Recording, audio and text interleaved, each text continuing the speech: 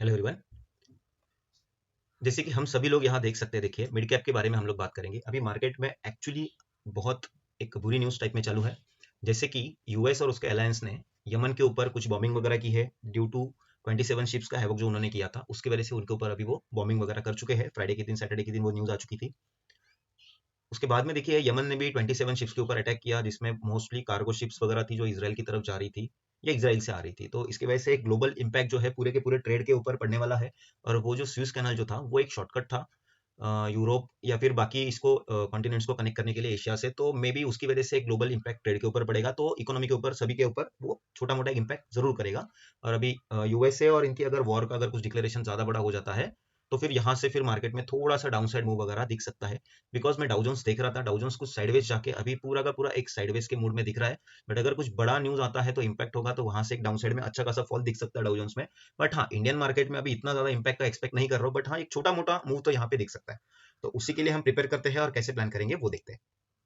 देखिए, mid cap Nifty जो है मंडे के दिन उसकी एक्सपायरी रहेगी। तो यहाँ पे अगर हम लोग देखेंगे तो मिड कैप निफ्टी को 10,592 के अराउंड एक अच्छा खासा रेजिस्टेंस है।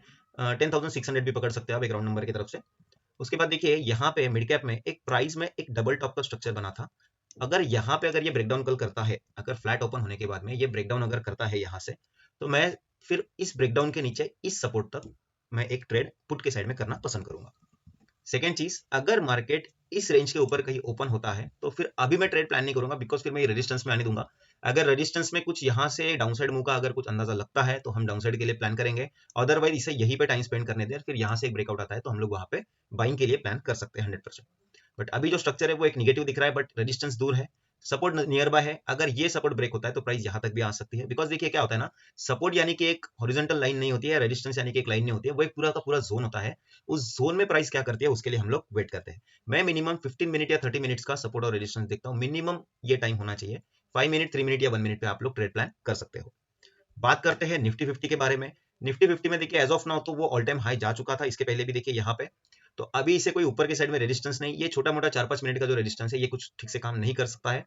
तो मैं यहाँ पे वेट करना चाहूंगा कि प्राइस एक बार इस रेजिस्टेंस में आए या फिर इसका हाई ब्रेक करके प्राइस ऊपर जाए और कुछ छोटा मोटा रिट्रेसमेंट देने के बाद फिर अगेन अप जाती है, तो फिर मैं कॉल के साइड में प्लान करने वाला हूँ। बट अभी के लिए तो मेरा प्लान यही रहेगा निफ्टी में कि निफ्टी इधर सपोर्ट पे आए प्रॉपरली या फिर इसका हाई ब्रेक करके कुछ मुझे सस्टेन होकर कुछ मूव बताने के लिए शुरुआत करे। अदरवाइज मैं निफ्टी में बिल्कुल भी इंटरेस्टेड नहीं हूँ, बिकॉज निफ्टी एक अलग ही मूड में चल रहा है। निफ्टी आईटी के जो स्टॉक्स है, आईटी सेक्टर जो है, वो अभी निफ्टी को अपसाइड पुश कर रहा है। तो बात करते हैं बैंक निफ्टी के बारे में। बैंक निफ्टी में अगर देखेंगे प्राइस एक रेजिस्टेंस के ऊपर अच्छा खासा रिएक्शन देके यहाँ पे देखिए मूव दे चुकी है। यहाँ से प्राइस डाउन आ चुकी थी ऑलरेडी। तो ये वाला मूव मुझसे भी मिस हो गया था, बट हाँ यहाँ पे मैंने जो पुट ऑप्शन ये एरिया में बाय किया था, जो टेलीग्राम पे मैंने शेयर किया था, उसमें मेरा एसएल होने के बाद में ये ब्रेकआउट के ऊपर मैंने यहाँ से यहाँ तक निफ्टी के अंदर स्कैल्पिंग करना स्टार्ट कर दिया था, बिकॉज निफ्टी का स्ट्रक्चर टोटली बैंक निफ्टी से अलग था। देखिए ये जैसे ही ब्रेक हुआ मैंने यहाँ से यहाँ तक स्कैल्पिंग किया, अगेन प्राइस डाउन आने के बाद में ये हाई ब्रेक होने के बाद मैंने यहाँ पे एक और स्कैल्प का ट्रेड इनिशिएट किया था, जिसमें अच्छे खासे पॉइंट हमें मिल चुके थे।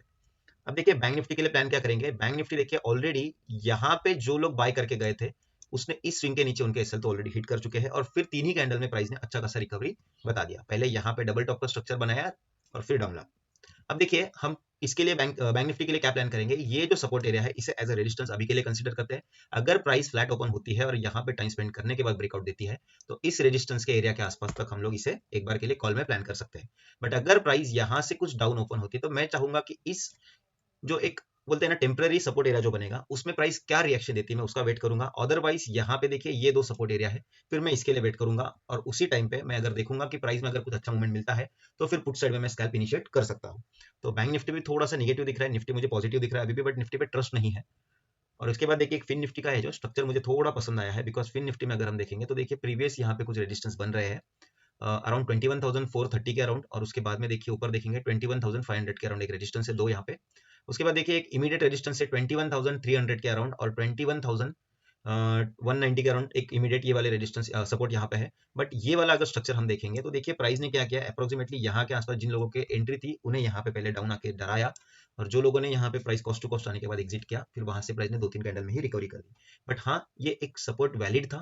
प्राइस इस सपोर्ट एरिया में आने के बाद में कुछ टाइम स्पेंड करने के बाद में प्राइस 2-3 कैंडल में ऊपर गई। अब मुझे कल ये देखना पड़ेगा कि प्राइस यहाँ पे सस्टेन करती है या डाउनसाइड करती है।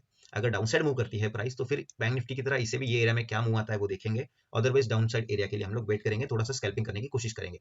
अदरवाइज अगर यहाँ पे मैं एक लाइन मार्क करूँ इस तरह से, तो यहाँ फ्लैट ओपन होने के बाद अगर टाइम स्पेंड करके प्राइस ऊपर जाती है, तो हाँ, एक कॉल की तरफ अच्छा खासा ट्रेड बन सकता है। मुझे फिन निफ्टी में थोड़ा पॉसिबिलिटी जरा ज्यादा दिख रहा है, बिकॉज इसका रेजिस्टेंस थोड़ा सा दूर है और प्राइस ऑलरेडी सपोर्ट से रिएक्शन कर चुकी है। तो बहुत से लोग जो कंफ्यूज हो रहे हैं ना कि मैं कौन से दिन कौन सा इंडेक्स सिलेक्ट करता हूँ ट्रेड के लिए, देखिए मैं इसी तरह से सिलेक्शन करता हूँ कि कौन से इंडेक्स में सपोर्ट या रेजिस्टेंस इमीडिएटली रिएक्ट कर रहा है। अगर सपोर्ट से रिएक्शन आ रहा है तो रेजिस्टेंस कितना दूर है, अगर रेजिस्टेंस से रिएक्शन आ रहा है तो सपोर्ट कितना दूर है। अगर सपोर्ट रेजिस्टेंस नियर बाय होते हैं तो प्राइस जो है साइडवेज जाने के चांसेस बहुत ज्यादा हाई होते हैं। ऑलराइट, तो यही सब हमारा व्यू है। कल आपको 9:15 के बाद में लाइव मार्केट में टेलीग्राम चैनल पे मिलेंगे। अभी के लिए बस इतना ही। वीडियो पसंद आता है तो लाइक शेयर और सब्सक्राइब जरूर करें। आपके लाइक और शेयर सब्सक्राइब से हमें मोटिवेशन मिलता है इसी तरह वीडियोस बनाने के लिए। अभी के लिए बस इतना ही। Thank you so much. मिलते हैं नेक्स्ट वीडियो में।